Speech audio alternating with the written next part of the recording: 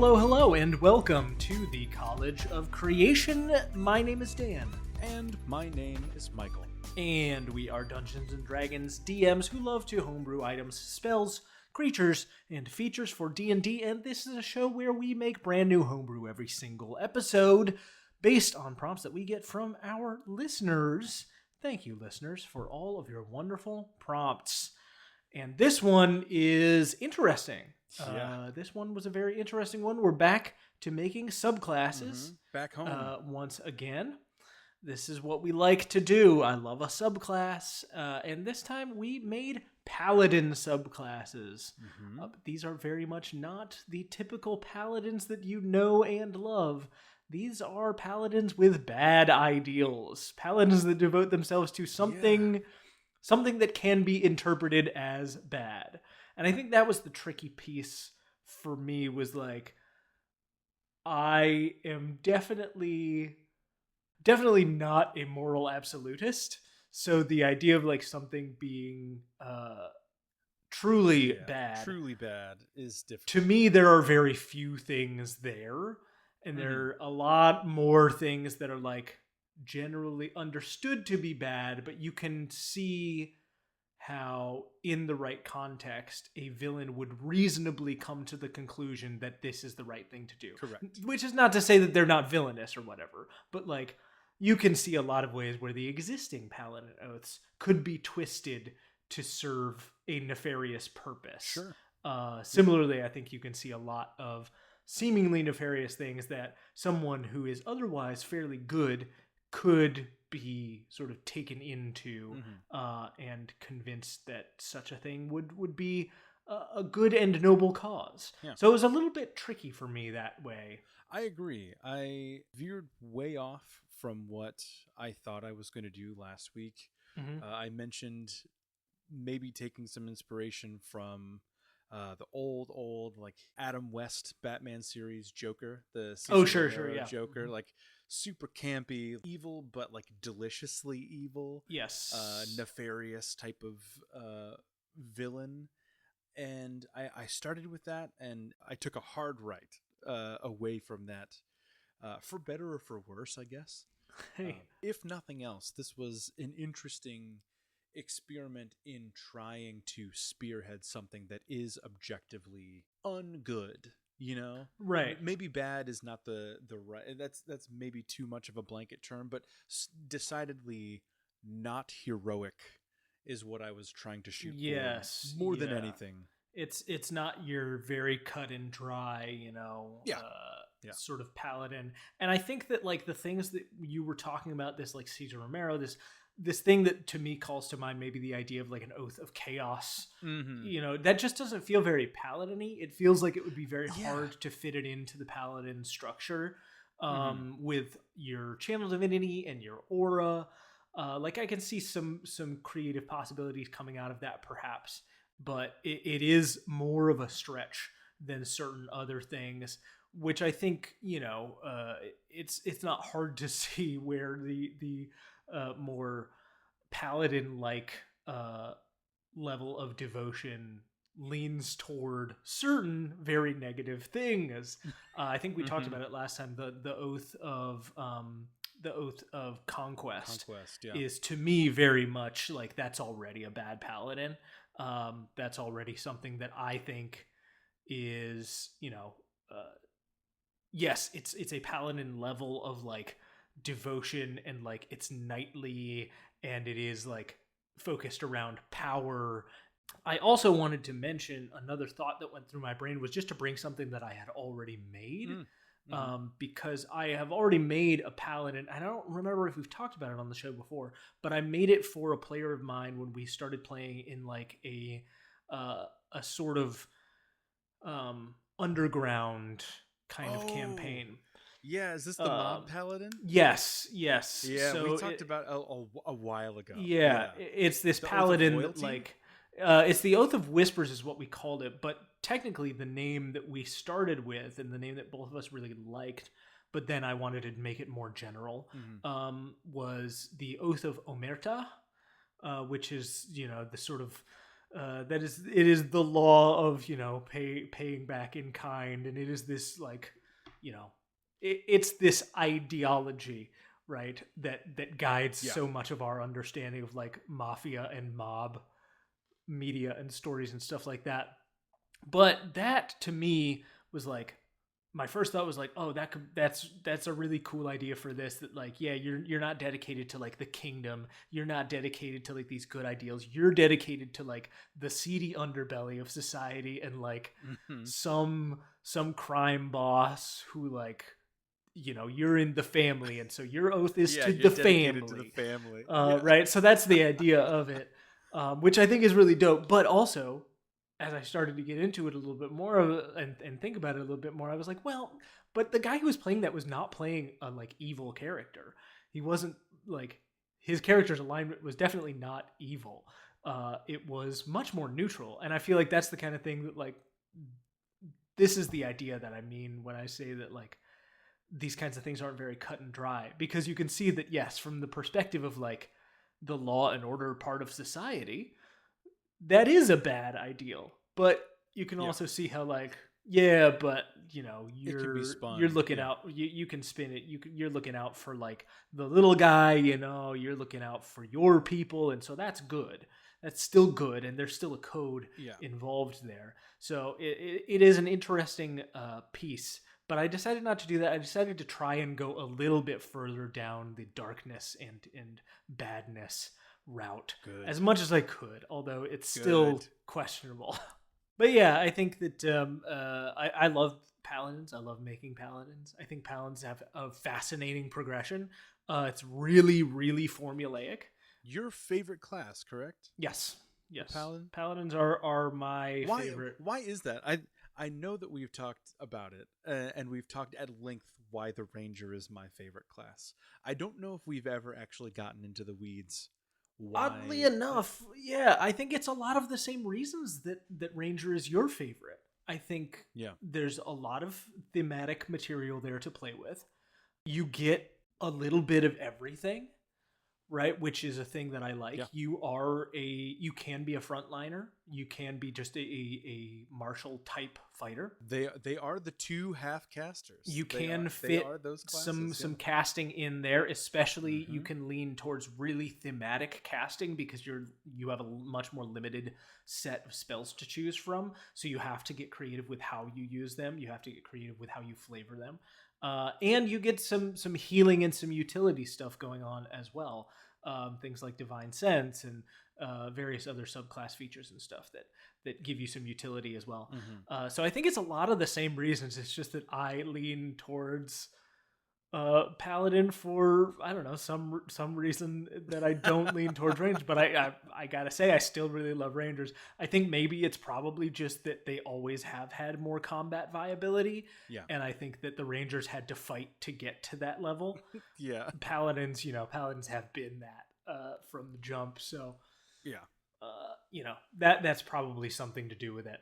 But I do really like paladins. I think their progression is so formulaic. It's really easy to homebrew a paladin because every paladin has basically the same markers. You've got channel divinity and prepared spells at 3rd level.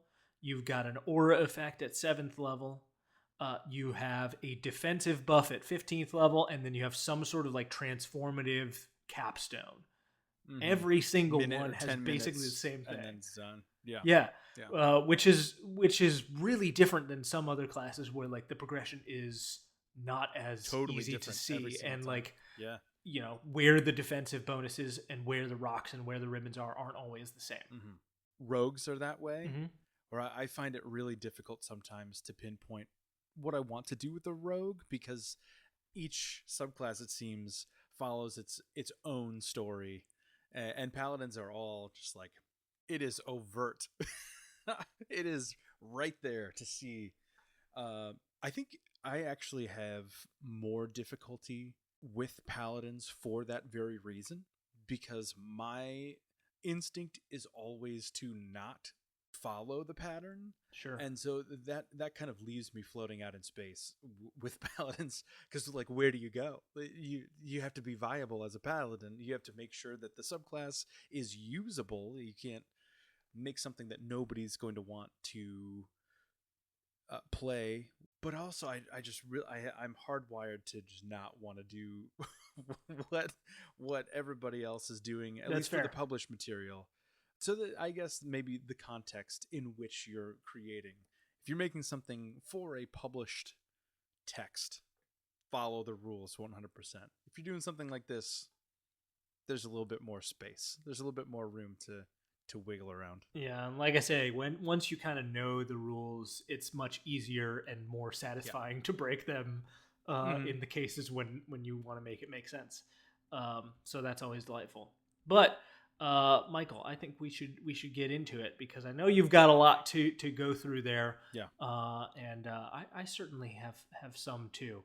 Yeah, I agree. Why don't you go through your paladin? Let's see what you came up with for this week. Great. Excellent. Like I said, I started thinking about my Oath of Whispers or Oath of Omerta paladin, mob enforcer paladin, which I think is still very cool. But I decided to try and lean into something a little bit even more doom and gloom a little bit here. So I decided to go all the way to the end. I started this idea just thinking about this paladin as an apocalypse paladin. Okay. Just a paladin who is super dedicated to the end of the world as we know it. It was a little hard to land the plane. There's a lot of ideas there, so I honed it in onto one specific sort of and very ubiquitous idea around the idea of apocalypse. So if you would open up your document, you will see the Oath of the Horseman. The end is nigh, and its coming shall be heralded by 4 pale riders: famine, pestilence, war, and death. Those who can read the signs are tasked with the noble and horrible duty of paving the way, prophesying to the masses, making ready the righteous souls for their place in the world to come, and striking down all the arrogant and foolhardy. The end comes for us all, but for some it takes a quicker pace. Paladins who devote themselves to the Oath of the Horseman follow these tenets. Famine. Those who have fattened themselves off of the land and its people must be taught true hunger. Pestilence. We are all to be food for worms. Neither you nor anyone else are better than these crawling carrion beasts.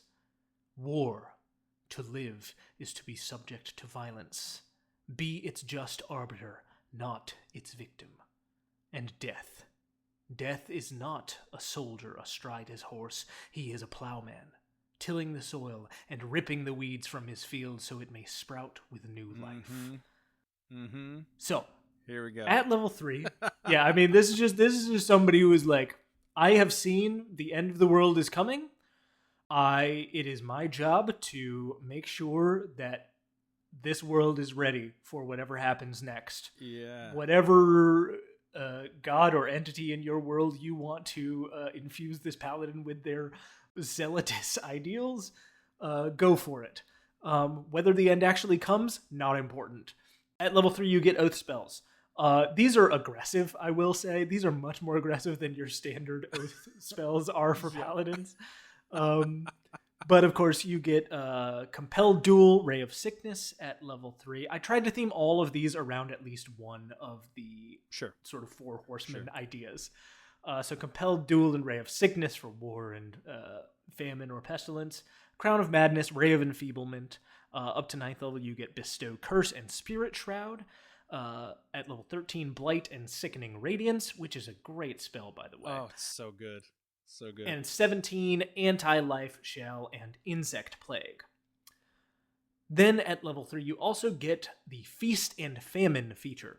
When you cast your Divine Smite, you can expend 1 use of your Channel Divinity to doom the creature hit by that attack. Each time you hit that creature with a weapon attack, including the triggering attack, add 1d8 to a growing pool. The first time on your turn that you fail to hit the target with a weapon attack, so if you miss or if you choose to take your turn doing something else other than attacking that creature, Roll all of the d8s currently at the pool, and if the creature has fewer hit points remaining than the result of the roll plus your charisma modifier, it instantly dies, withering away to a husk. Dang. This is not going to happen very often, but you feast for a while, and then famine racks the land.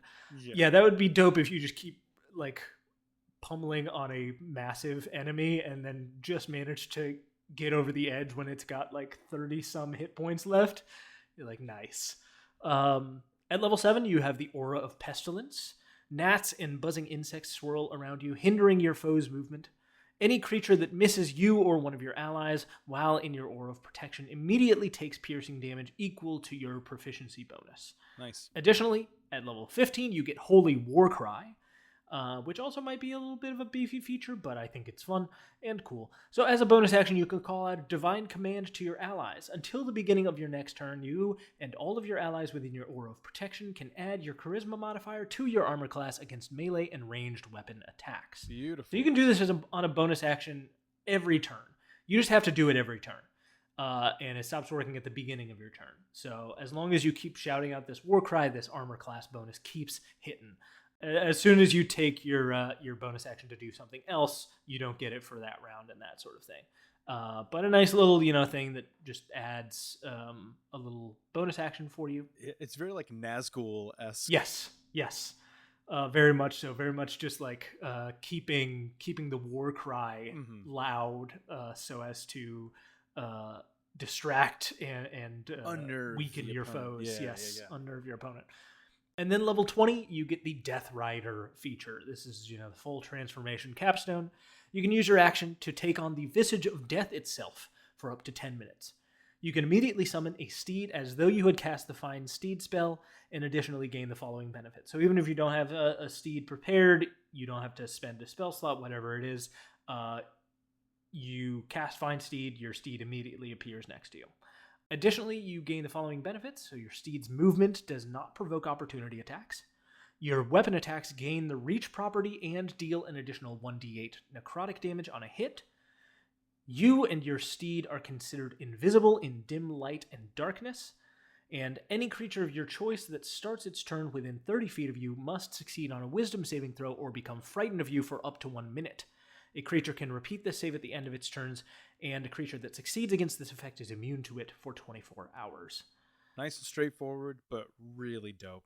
I think my biggest problem with Paladins is the fact that their capstone is at level 20, and so rarely do you actually get to a point in a conventional game where you can see a capstone play out. And this is one of the cool ones, man. I feel like a lot of them are relatively nondescript. Like it feels more like a stack of buffs than anything else. And this is incredibly thematic all the way through, which is good. It does show that the reason why you like Paladins is the narrative breadth that they have. You're going all the way from level 3 to level 20, which is a wide berth. It's huge for storytelling. No other class gets that much space to tell a character story. So the trade-off for sometimes not reaching it is when you do reach it, it can be super sick. I think, that brings up an interesting thing that I think is really cool about Paladins. This may also feed into part of the reason that I like them so much, is because I think they it's one of the few classes that is written in such a way where like it rewards the same behavior as a player as it does for the character itself, right? The idea that your capstone for your class and your subclass, the thing you take your oath to, comes at level 20 means that you have had to be dedicated to this class, not strayed from it, not multi-classed. Like, you have had to remain dedicated to this oath in the same way that your character has to remain dedicated to their oath to get to level 20, and then it pays off. So like there's a thing that's like it's narratively built into the mechanics of the class that it like sways you away from and rewards you for sticking with the paladin throughout the full class progression. which I think is just a really cool thing that like it's built into the mechanics in such a seamless way. Yes, it doesn't pay off very often, unfortunately, but I think it is cool. But when it does, it's so sweet. It's very satisfying. So sweet. It's very satisfying.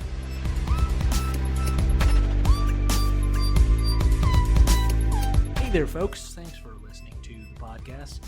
This is Dan here, just coming in just to say, hey, Mike is going and checking on his family. Isn't he a great and wonderful father? We appreciate him around here on the pod. He works so hard for the enjoyment that I myself get out of this, and I'm sure that you all appreciate it as well.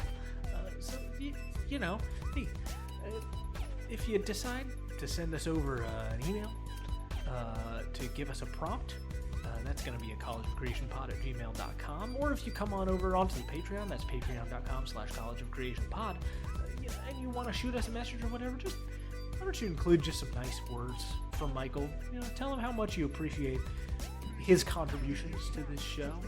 He works hard. He does the editing for the main show. He's putting in all the work. So let him know how much you appreciate him. I'm sure he would appreciate that. And hey, you don't even have to have a prompt. Just shoot Mike an email. Just tell Michael, hey, you're doing great. But strap in, folks, because this is a big episode. This is gonna be I think heavy. You know, he's gonna get really into it, I think, this time around in a way that we don't often see from Michael. So I'm looking forward to it.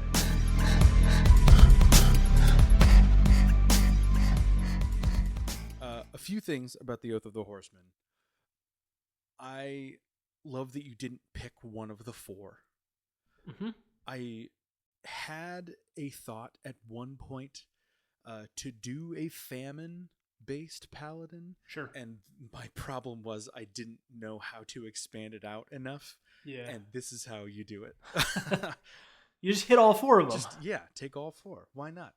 I really enjoy that each of the level markers has some type of homage to each of the four. So you truly are going through your character arc and prepare, like each level marker helps you prepare the people around you or the world or however you want to aid in the bringing of the end of the world.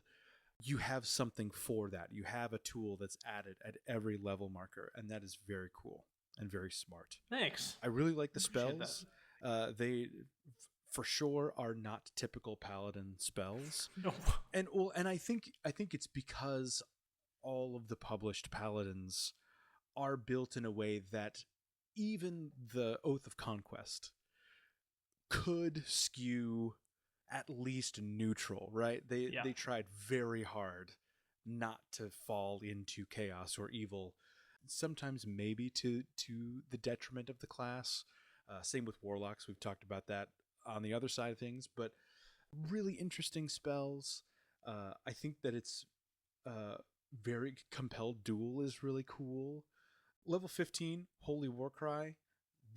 I love a good bonus action recurring thing.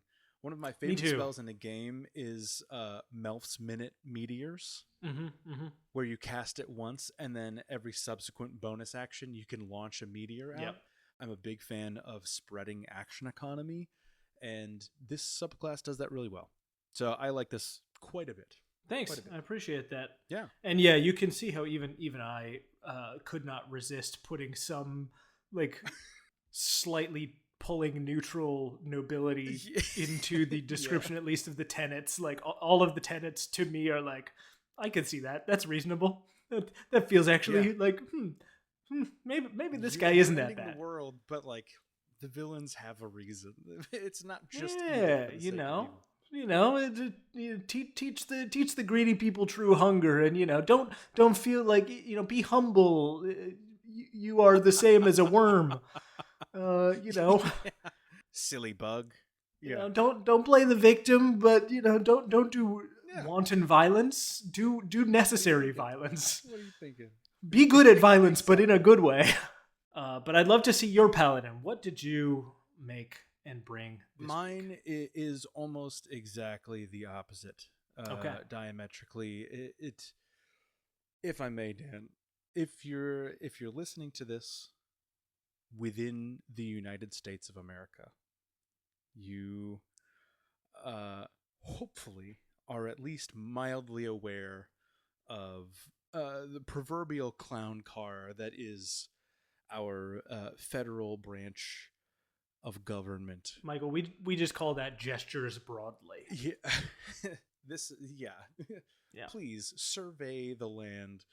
If you are not living in America and you haven't watched the international news, or if you live here and you are listening to this podcast and you're figuring this out for the first time, we are in a bit of a predicament where our federal government is by all 3 points controlled by a group that is equal parts brazen and stupid, to the point that it is difficult to figure out how it all happened.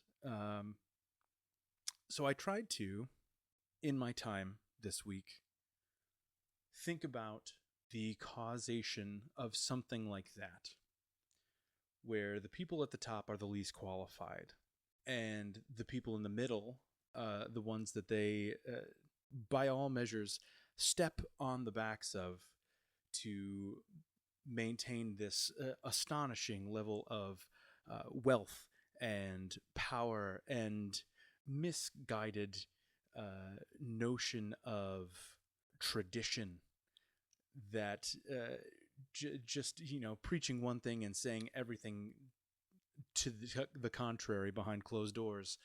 I wanted to make a paladin that worked underneath that blanket of cruelty. Some type of true representation of, at the onset, this is a victim that through their ignorance, through their lack of understanding of history, through their non-engagement in education and discourse, and finding some way out of their tiny little bubble, they then become perpetrators towards the end. So Dan, not to bring down the room. No, hey, we tell stories with these games, and in many cases, maybe Paladin, as we spoke of earlier, because there's so much thematic weight and so much narrative potential within the mechanics, may just be the very best class with which to tell a story using mechanics. I agree. So Dan, if you would open your document, I call this the Oath of Sycophancy. Pledge your allegiance to the idea of a perfect society. Paladins who adopt the Oath of Sycophancy revel in the knowledge that they can't be bested. They know that to be true because their leader tells them as much. These paladins value conformity, uniformity, hyper-violence, as well as the conceit that an emphasis on education can only bring unwanted complexity to their oath. They know not to ask questions, prepare frequent and gratuitous gifts for their leaders, and everything will be just fine. These paladins share the following tenets. Your leaders are much wiser and well-learned than you, but you're still very cool and very tough. Freethinkers are a threat and not nearly as masculine as you. And your oath is widely known, and everyone loves it. 2 ribbons and some spells at level 3. Starting with the Warrior's Bonus. The message of your oath is of the highest importance, and outside opinions mean nothing. You gain a bonus to all strength saves and skill checks, as well as martial weapon damage rolls. This bonus equals 5 minus your intelligence modifier. The dumber you are, the stronger you are. Your oath spells. The magic of your oath ensures you always have certain spells ready. You learn the Vicious Mockery cantrip, and casting it can replace one attack made as part of the attack action. Okay. Also, the following spells at the standard levels. At level 3, you learn Dissonant Whispers and Hex. At 5, Silence and Suggestion. At 9, Antagonize and Incite Greed. At 13, Confusion and Shadow of Moil. And 17, Infernal Calling and Modify Memory. That spell progression is also pretty... It's a story in itself. Yeah.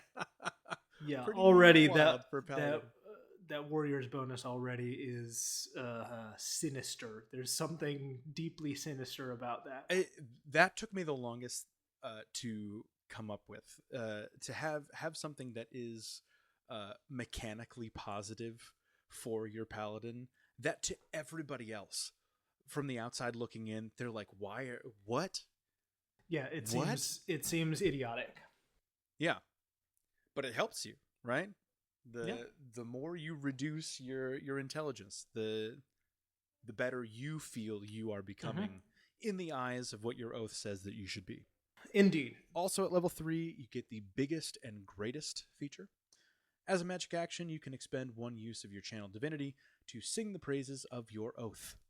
Your intelligence score is reduced by 2 for 1 hour, and during that time, whenever you fail an intelligence saving throw, you gain a point of heroic inspiration.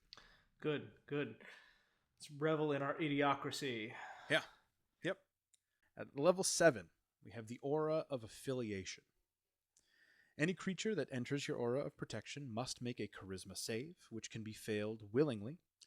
If a creature fails the save whenever they are within your aura, they share your alignment and strictly follow the tenets of your oath for the next 24 hours. If a creature remains within your aura for at least 12 of those hours, they become a devout follower of your oath and will actively work to spread it to other creatures. On a success, the creature is immune to this effect for that same 24 hours. So this is a reproduction machine. Mm-hmm. Yep. If you can convince people to stay, come around the bonfire, right? Make a harmless charisma save. You fail, just hang out. Just hang out at our campsite for a couple days. We'll just tell you what it's all about. We'll pitch you the whole idea. It's not anything crazy. Then you go back out into the world and you just tell other people what we're about. No harm, no foul. At level 15, we have the Brain Polish feature. You can add your warrior's bonus to attack rolls made against creatures with an intelligence score higher than yours. The bonus for both attack and damage rolls is doubled if the target creature's intelligence is higher by your proficiency bonus or more. So the dumber you are than the person you're fighting, the stronger you will be against them, because you just refuse to see logic. Yeah, the walls are coming up. At this point, you're just purposefully not ingesting anything from anyone else. Additionally, at 15th level, whenever there's a creature in the same combat initiative order as you who has an intelligence equal to or lower than yours, you can grant them advantage on a single attack as a reaction. So you are demonizing intelligence, and you are raising up those who are raising up on the same level as you, who are just as bolstering the ranks. More, yeah. Level 20. This is a bit of a break from the precedent, but I think it serves a similar purpose in a number of words. So I'm interested to see what you think about this. Level 20, you have the Associate of Authority feature. You have bought into the tenets of your oath fully and completely. Your intelligence score is permanently reduced by 4 points. Whenever you roll initiative, several followers converted through your aura of affiliation are summoned within your aura of protection to aid you. The number of followers equals your warrior bonus to a maximum of 5. They are controlled by you, and they share your initiative count. All summoned followers use the following stat block. Just a really basic knight stat block. 18 hit points, AC of 12, speed of 30 feet. Notably, high strength, very low intelligence. They do have pack tactics, so the more of them that stay around you, the stronger they all are. Just a basic melee attack. And then a little bit here at the end. At the beginning of each round, the intelligence score of all summoned followers is reduced by 2. If their intelligence scores reach 0, they drop to 0 hit points. So they start with 8. You have them for 4 rounds, and then they're gone. Because they will get dumber and dumber until they just fall over. I think it fulfills the sort of capstone thing. It's doing something, kind of once per combat or once per day more often than not, that gives you a significant power boost or advantage, both defensively and offensively. This just happens to be a summoning version of the same, which I think is in maybe any other context, I think I would say it's really cool. But you can say it's cool. I mean, it is cool in concept, but I do think it is representative of something much more sinister here in the way that you've written it. And I think really more than anything, I feel like the oath spells are what really sells this as because there's a lot of talk within D&D spheres and within the world of D&D about necromancy being the thing that is looked down on because you are messing with life and death and all of this stuff. But I think there is a significant case to be made that if you were to take these things and put them in the real world, what actually is the more sinister thing? And it is enchantment. It is 100%. It is charming. It is convincing people that reality is different than what they are perceiving it to be. It is, things like suggestion, things like silence, obviously, just to shut down conversation that you don't like. Yeah. It is, inciting greed to prey on and to heighten the worst impulses in other people because you know that they are vulnerable. Yeah. Because you know that because of things that maybe you and people that you agree with and support have exploited them, they are worse off and so are much more susceptible to being sold things that seem like a good idea. Mm-hmm. Obviously, modify memory being chief among them, the most aggressive form of enchantment magic, to fully take somebody's reality and substitute it with your own, is heinous. Mm-hmm. It's way more egregious, it's way more sinister, it's way more threatening, it's way more dangerous, and I think you have hit that on the head with this, right? You've made, I think, a subclass that truly does reveal how horrendous that sort of magic can be when placed in the hands of somebody who is willing to obviously, of course, ignore reality and ignore expertise, and is willing to be proud of ignorance in a way that is dangerous. Yeah. You've got your aura of affiliation to get people sort of indoctrinated into a way of thinking, and to get them to also see that the intellectuals are the problem. Willingly reduce your intelligence score. It will make you stronger if you refuse their expertise. And then you go even further than that, and you're willing to exploit those people further and say hey, I see you're also ignorant like I am. You are also unwilling to see reason. I'm going to tell you that you are doing nothing wrong. In fact, I will give you advantage on this attack roll because I see that you are strong. It's a good subclass, Michael. What do you want me to say? It's good, but it's horrendous, and I think you have really captured some reality here in a way that I don't think is, it makes my skin crawl a little bit, but I know that that's the intention. I don't want to say good, but right, exactly.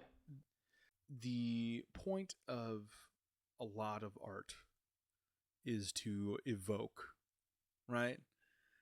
Especially in areas of focused hobbyism. There is a grave problem right now within any circle, be it tabletop, be it online gaming, be it physical fitness, where young people are specifically targeted. As creators and as people who pride themselves on believing and knowing that learning is not only fun but necessary to keep up with the world and to keep up with our own autonomy, I think it is a privilege and a responsibility for people like you and I, and for so many of you that are listening to us. So sorry if we have not been overt enough with our beliefs, and this is a shock to you, and this is the last time you listen to our podcast. It is a responsibility for people like us to use our platform and use our art to create things like this now and then. Yeah, that are uncomfortable and that are ugly and that are incredibly real, because the reason why enchantment is so heinous is because it is the only school of magic that can feasibly be replicated in real life through tactics that are non-arcane, right? You're never going to raise a skeleton from the dead. You're never going to create a fireball with your bare hands. You're never going to do any of those things. You can't talk to gods. But what you can do is manipulate the way that somebody thinks about themselves, the way that they perceive the world, the way that they intake information. And when you have a leader who reaches out to other leaders that he is in charge of and says, "Oh, I can't believe the thing that I saw on this news station isn't true. I almost sent a massive force of power out to a place because I saw it on the television and I was seeing firebombs going off in the capital of your state. That's crazy that didn't actually happen." That's the point at which all sane people in all circles need to begin making things like this. Yes. I couldn't agree more, except for your point about us not being able to do certain things in this world, because I'm pretty sure sending is just cell phones. Yeah, I guess that's I'm just trying to lighten the mood here, gang. just trying to pull us out of the. No, you're absolutely right, because like I said, we're telling stories, and stories need conflict. They need struggle. They need ebbs and flows and times when things feel dire and hard, and they need to be able to represent those things fully and truly, and represent them in a way that, even in a fantasy game, like, is honest about the things that you're seeing. And you got to do that in the stories you tell. Not that there's not room for burger subclasses too. That's also valid and good. Joy is important and beautiful. It is. Joy is very important. But we've got to be able to be honest about it in our art. We've got to be able to be honest about it in our lives. And so thanks, Michael, for this very effective, if not good, very affecting and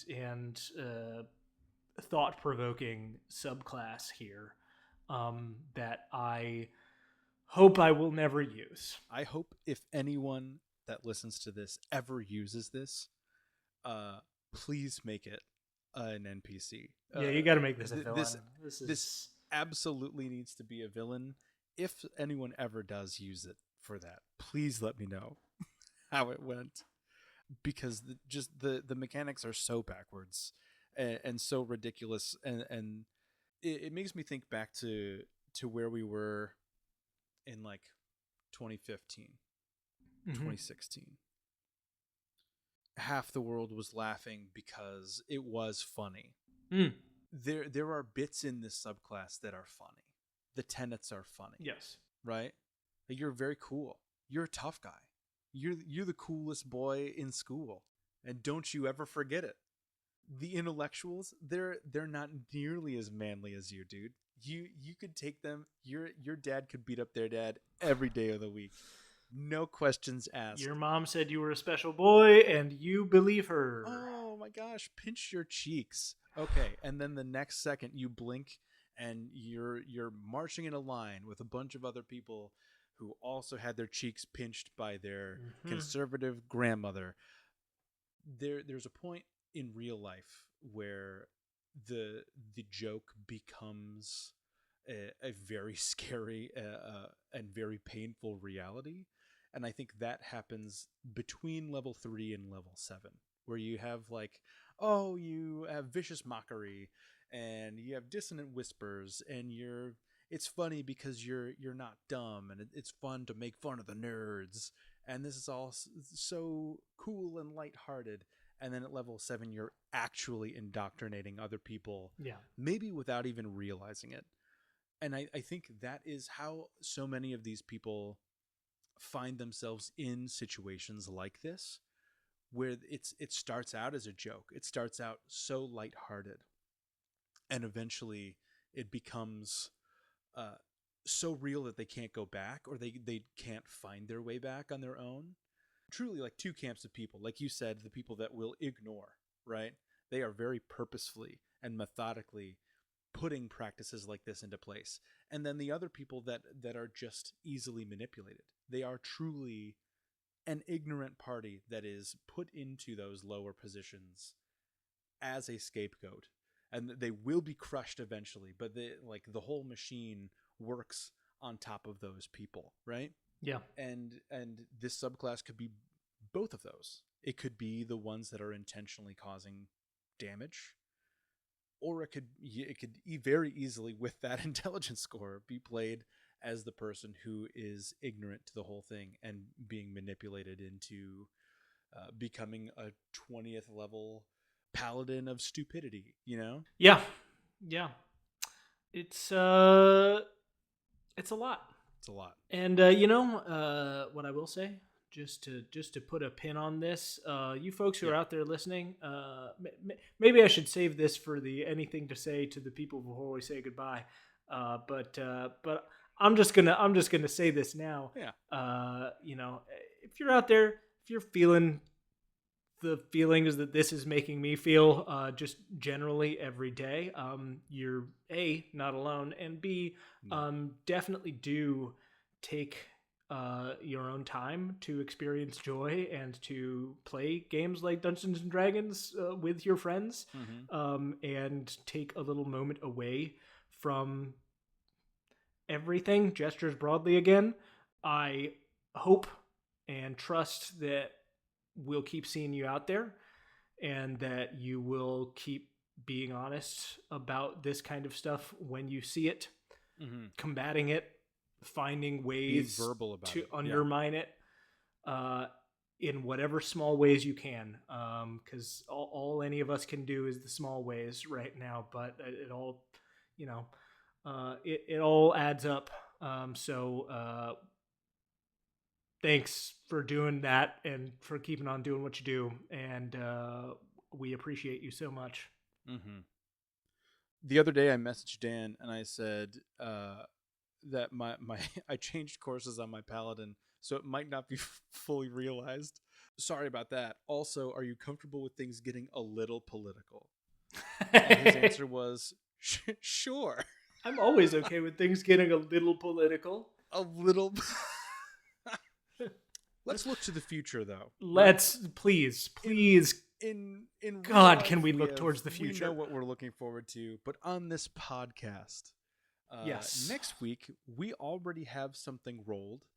Yes, that's right. We are welcoming another guest next week, and the three of us are going to be making Eldritch steampunk tech, specifically for a noir horror setting, which is so many points noir of theme. Horror, eldritch, steampunk. What technology is this?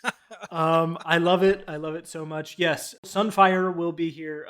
Some of you may follow Sunfire on TikTok or other places. Yeah, it's very possible. Creator. Yeah, glad to have her on. I think all of those points of contact for that prompt can coalesce. Yes. Well, it's just finding the middle of the Venn diagram between those 5 circles, right? The Venn diagram is hot topic, Michael. Oh, okay, yeah, we're great. Then I already know exactly what I'm gonna do. Perfect. Good. Me too. No, I'm very excited. It should be fun. Yeah, bangles with spikes on them, dog. Absolutely. Spiked bangles. I own too many of those in my day. Very excited. So come back next time and listen to us make some Elder Steampunk tech for noir horror campaigns. And if you have any other prompts in the meantime, they don't have to be quite that crazy, but they can be. Send them over to us at collegeofcreationpod@gmail.com, or you can join the Patreon at the free tier. That's patreon.com/collegeofcreationpod, and you get all of the episodes and all of the PDF versions of the things that we create for free. And if you feel like, throwing us a couple bucks every month, we'd really appreciate that too. And you get a little bonus content. You get a bonus episode a couple times a month, and some cut for time stuff, and all of that good stuff. And we appreciate you.